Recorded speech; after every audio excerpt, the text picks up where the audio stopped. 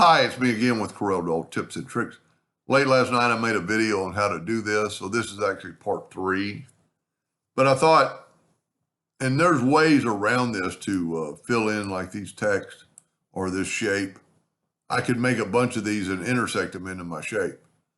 But you can make a pattern if you go to your interactive fill tool. Well, first of all, we need to take our pattern and create a pattern. Now, I apologize for Corel because now mine is underneath object. It used to be underneath tools, I believe. So just kind of look around. I just always, when I can't find anything, I just look. And I'm going to create a pattern. Now, I've already done it, but I'm going to call it Victor. And then they're going to ask you to name. Oh, first you got to, well, whenever you do this, have it zoomed in pretty large. Then go back through the steps, vector, no, create. See, I've already messed something up.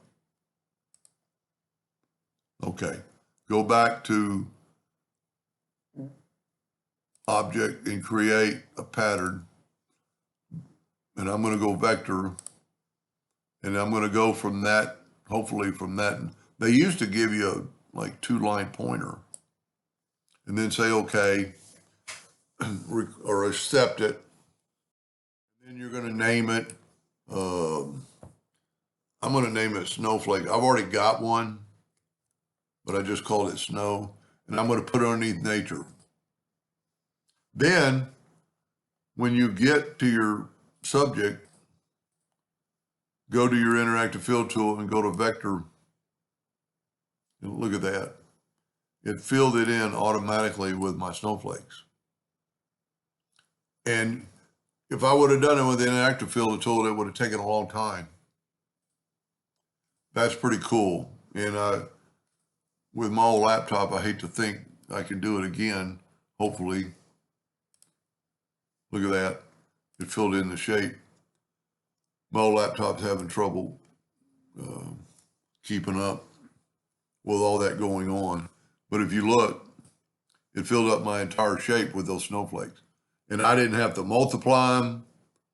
I could have done it and then intersect them into that shape. But this way you could do any shape. So give that a try. I apologize that I don't know when it started, but Corel now the creates here, and I believe it used to be underneath tools on a long menu. And I guess they're thinking, well, it's actually an object and not a tool and whatever. But that's pretty cool. Give that a try and hope that helped. Thank you for watching.